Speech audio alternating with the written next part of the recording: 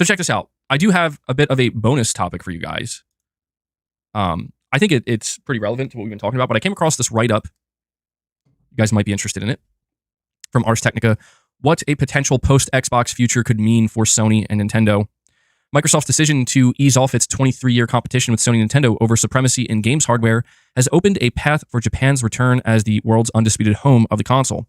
The prospect of a new, less internationalized era of console wars may have raised hopes of happier times for the Japanese survivors, but has also caused analysts and investors to revisit and question the question of how much longer the whole genre of dedicated game machines will continue to exist. Well, I guess this is actually more in line with what we've been talking about.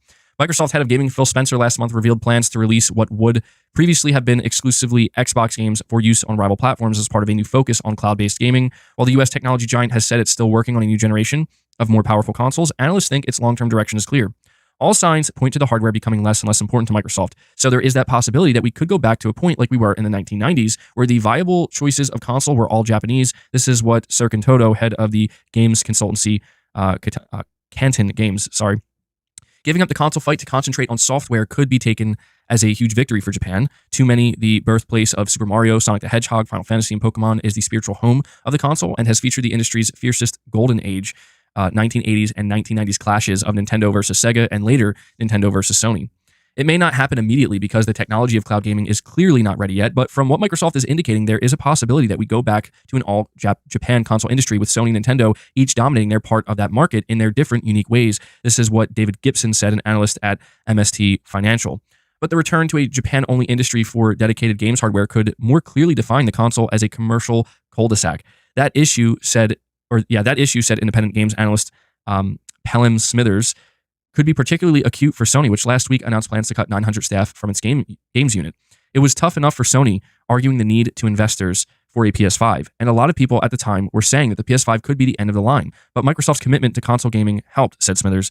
Nintendo, meanwhile, faces an issue of timing. Its Switch machine, released in 2017, and now significantly underpowered, even when compared with some of the mobile phones, is set to be replaced with a next-generation successor, but the Kyoto-based company has yet to say precisely when and what it will look like. Analysts said Nintendo is still traumatized, oh man, what a word to use, by the experience of 2012 when it launched a poorly conceived successor to the global blockbuster, the Wii console.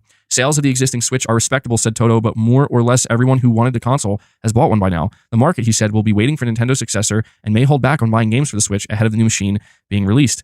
Gibson said Sony's problems are very different. Its PS5 machine, now 4 years old, is popular, but its games business is now guided by accountants rather than people primed to manage a creative business.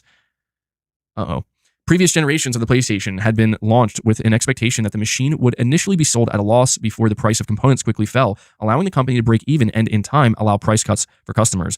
By its 5th year of release, the PS4 had 2 price cuts totaling $100. The PS5 has had none. With the accountants in charge, Sony is not prepared to cut prices by $100 to stimulate demand because that would cost $2 billion in profits, Gibson said. Microsoft, which has spent huge sums of acquisitions of games studios. Sorry, let me try this again. Microsoft, which has spent huge sums on acquisitions of game studios, such as the $75 billion purchase of Activision, is facing similar issues with its hardware economics. Analysts said the U.S. company may have greater motivation than Sony to become an all-platform king.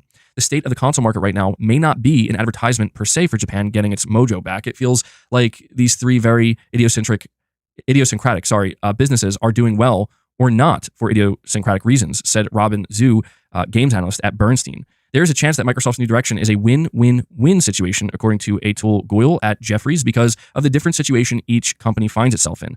Microsoft, he said, could pump up returns by offering its games across different platforms, while Nintendo and Sony would face less intense competition and benefit from having a wider choice of titles for customers. But as Zhu said, one factor that might keep Microsoft from killing off the Xbox entirely is that the same thing that will keep Sony and Nintendo in the market, the fierce loyalty of gamers. The concern Microsoft will have is that you've already convinced your customers to buy the hardware. By telling them that Xbox games will be on every other platform, you risk upsetting your highest engagement and most dogmatic customers, he said. So, you read stuff like this, I gotta tell you, sorry. You read stuff like this, at least I click on articles like this, I'm like, oh, a bunch of video game analysts saying stuff, giving us insight, and they're just saying the literal most obvious shit that anybody could point out. Like, there was no actual insight there, bro. I'm sorry, I don't mean to be rude towards these analysts, but geez, man. Like, I read that whole thing expecting by the end, like, one of them was literally like, if Microsoft tries to move away from the console, they could lose their most loyal customers. It's like, Like, what? Dude, you get paid to say that? I mean, it's fine. I'm sure they're, they have a different understanding maybe. But I will say the only interesting thing here, there was one interesting note. And that was whoever mentioned the fact that PlayStation is now being run by accountants. Like that is fascinating to me, man, because we've known that, but to hear it worded that way, it definitely, I don't know, it just hits different. It makes me just kind of feel differently about it. PlayStation is being run by accountants right now. Man, I don't know what's going on. This wind has been crazy past 24 hours or so. It's actually like very annoying. Is that a bad thing though? As of right now, I would say no. Like at this moment in time, I don't think that's a bad thing. Considering the gaming budgets are getting out of control, no, I don't think it's a bad thing. I think it's actually maybe for now, temporarily, a necessary thing.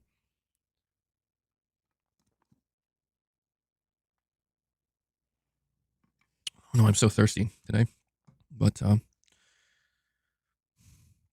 wasn't Jim Ryan still somewhat of a gamer though? I don't think so. I think he had a very well-rounded understanding of the PlayStation business in terms of like all the different components, what makes PlayStation. But I don't think he was necessarily a gamer. Whereas I look at somebody like Hiroki Totoki, the CFO and the president of Sony. He's currently in charge of PlayStation until they find their new CEO. I don't think he knows anything about PlayStation. Like I think he made it pretty clear that he was visiting the PlayStation teams, the different studios, and talking with them, and it's his way of, I guess, trying to get a better understanding of exactly how the PlayStation business side of things, how they work, what's going on. And he was very upset with Bungie.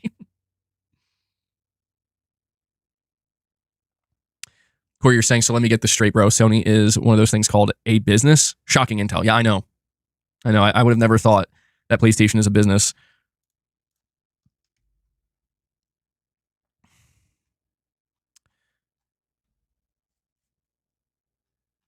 Let me see here.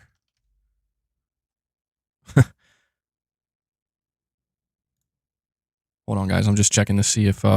So, this is a little bit off topic, but it says, Battlefield franchise has lost yet another creative director. Dude, is it just me, or does it seem like Battlefield is completely finished at this point?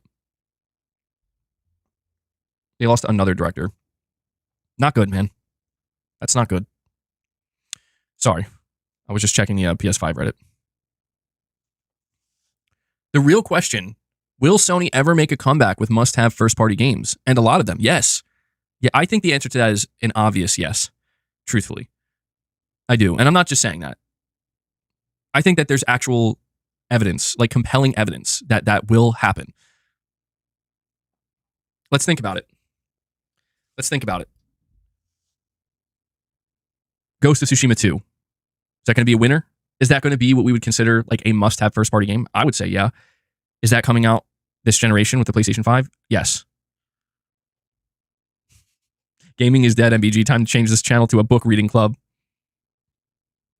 Not the worst idea. Don't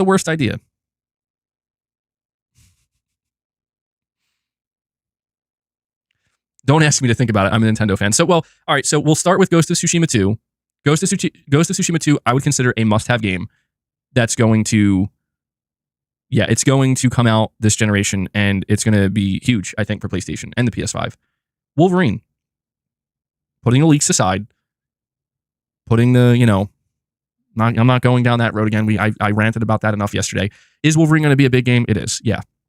Is it going to be considered a must-have? If they do it right, yeah, I think it will. If they handle Wolverine correctly, yes, I think Wolverine could easily be a must-have game, certainly. So there's potentially two right there, just off the top of my head. But let's think about Naughty Dog. Is Naughty Dog going to release a new game before the end of this generation? It's not a guarantee, but I want to say it's likely, yeah. It'd be kind of crazy if they didn't. So, would that be considered a big first-party must-have? I would say so, yeah. Even though I think people will be a little bit divisive because it's Naughty Dog, I think ultimately they'll probably deliver something that will be objectively impressive. Sony Bend. Is Sony Bend going to launch a new AAA game before the end of this generation? Yes. You would hope so. So there's another one. Sony Santa Monica's new IP. Do we think that's going to come before next gen? Maybe. I don't want to say for sure, but maybe. Is there going to be another Astro game? Yes.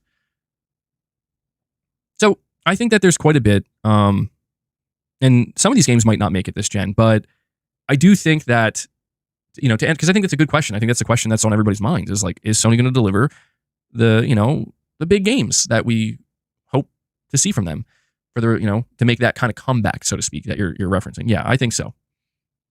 I definitely think so. Or if you're saying we need to showcase badly, I think so. Yeah, I think that right now, I don't want to say it's like the calm before the storm. Maybe that's a bit dramatic, but I guess for lack of a better term, that's kind of what it is. And when I say right now, I don't mean like this week. I mean like this month and maybe April and maybe May. But, for now, it just feels like kind of the calm where things are getting awfully quiet. We're coming off of some bad news with the layoffs and whatnot and the studio closure. And so I think getting something together is going to be imperative. I think Sony coming out and, whether it be again in May or June or July or, sometime over the summer, coming out and being like, here you go. Like, this is our show and we know you've been waiting to see a lot of this stuff. So enjoy. I think that's imperative. Yeah. The internet says we are not going to get any more AAA exclusives for PS5. Come on, people. The internet is always right. Yeah. Yeah, I don't know why people... I can only assume the reason why people say that is because they don't understand PlayStation Studios. And when I say understand, I mean they literally are not aware of how many studios Sony owns and what each studio is kind of working on. I'm not trying to bank on everything here. Could Sony Ben's game get canceled? Yeah, it could. Could Sony Santa Monica's new IP be a disaster? Yeah, of course. We know that these processes are complicated and they're not perfect, but it's I think people who say this, they read the headlines of Sony telling their shareholders that we're not going to have any big sequels and franchise games coming this year. We're not going to have the Horizon or the Last of Us or the God of War or whatever, And I think people read that and they're like, well, damn, Sony doesn't have any games, bro. It's well, no, I mean, they do. It's just they're basically trying to prepare their shareholders that we're probably not going to have a game that sells 10 million this year. We might not have a game that gets even close to selling 10 million. So just be prepared for that. So I don't think Sony's going to try to oversell Astro or Concord or something like that. But yeah, there are people who kind of speak as if the PS5 gen is done, and that's a narrative that I will say has truly frustrated me. And I know that there's nothing I can do about it because I'm not Sony PlayStation. I'm not the one that can come out and say, guys, this whole narrative of the PS5 being done and over already is wrong. And let me show you why. That's Sony's job. And they will do that. It's just, they're a multi-billion-dollar corporation. They're not worried about the narrative online. They're going to do what they have to do, and they know how this shit works. They know, and I think most of us know how this works as well. I'll tell you right now, Sony will have another killer showcase. I don't know when it's going to be. It might not even be this year. I'm just saying, at some point in time, Sony's going to show the goods. And when they do, the conversation and the narrative will flip completely. It'll be just a complete 180, and it'll happen overnight. That's how these things work. Right now, there's nothing. That's just the reality. There's not literally nothing. I mean, there's Rise of the Ronin, there's Stellar Blade, there's Wolverine, but you get what I'm saying. There's just nothing that has really occurred. And we could say Physint, Kojima's new game. It's yes, but again, that's another one of those things that falls in that category of all right, well, maybe in 2030, So I don't feel comfortable kind of pointing to a game that's hey guys, get hyped because this game might not even come out on PS5. Saying Herman Hulst went full dark mode after last year's showcase. Yeah, he did. He did. I'll be very curious to see what Herman plans to show us, hopefully sometime this year. I mean, I think he got off to a good start. Herman Hulst was clearly very excited for that Kojima reveal. He knew. Herman knew. He knew people are going to be hyped for this. He was right. Maybe they're waiting for GTA 6. Yeah, that's another thing I've talked about a little bit as well, where, I mean, again, I don't think Sony wants to use a game that's not theirs when speaking to shareholders. Also because Sony doesn't know when GTA 6 is launching. So here's the thing. If there was ever, let's think of a release date for GTA 6. When is GTA 6 going to launch?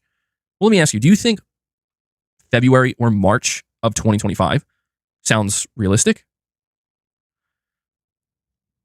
I mean, I think it's possible. March 2025, I think that's possible. So let me ask you this. If GTA 6 does launch in early 2025, It's a big if, but if it does, there have been rumors that claim that that is what they're targeting right now, that they're in the final polishing stage. If there was ever going to be a time for Sony to not have any games to release, that would be the time. That would 100% be the time where it's like, yeah, we don't need anything right now. If anything, we need to get out of this game's way.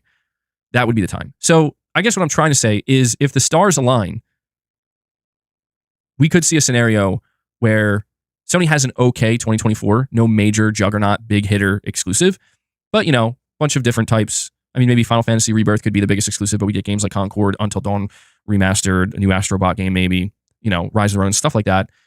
And then we go into January, February, March of 2025, and GTA 6 comes out, and there's a PS5 Pro. Dude, that could change everything for PlayStation. It could. I think everybody knows that. Like, that could change everything. Especially if there's like a bundle or something like that. But Sony can't really say that because they don't know. Like, they don't know when GTA 6 is launching. Tower Dragon. Looks like you used your milestone chat here, but there's no words. I don't know if you typed anything or not, but nothing is showing up. So I'll just give you a shout out, Tower Dragon. Thank you for being a member for 5 months, man. Appreciate it. You're saying Sony has to know the time frame? No way they don't. I mean, they probably do, but I don't think they're allowed to say anything. Like, Sony probably knows that it's going to be like if they're targeting an early 2025, Sony probably is aware of that. So they, you know, maybe not though. I don't know. You're saying that was intended? Okay. Thank you for clarifying that. I always sometimes worry that somebody tried to type something in with their milestone chat and it just didn't come through. But yeah, something I hope doesn't happen is, well, I don't know. Actually, maybe that would be pretty cool. Maybe this year won't be the strongest year for PlayStation ever, but you do have to wonder what 2025 would be like, right? 2025, PS5 Pro will be out in the market. GTA 6, Death Stranding 2. By that point in time, Sony would have probably revealed games like Ghost of Tsushima 2, maybe Naughty Dog's new game. I mean, they probably have other, you know, not massive AAA games. It's hard to say, but they probably have other titles that are going to be ready to go in 2025 that we don't know about yet. So it could be huge, man. What about VR? I'm not feeling too confident in VR, to be completely honest. I'm not. I'm feeling kind of concerned that VR is going to struggle. I think that maybe we should pay attention when it comes to VR to Sony bringing it to PC or allowing PSVR 2 users to use it on PC and play PC games. That could be something that breathes new life into PSVR 2. Oh yeah, Venom. Forgot to mention that as well. Venom is apparently coming out in 2025. So that'll be, I'll actually be pretty excited for that. That was my favorite part of Spider-Man 2. So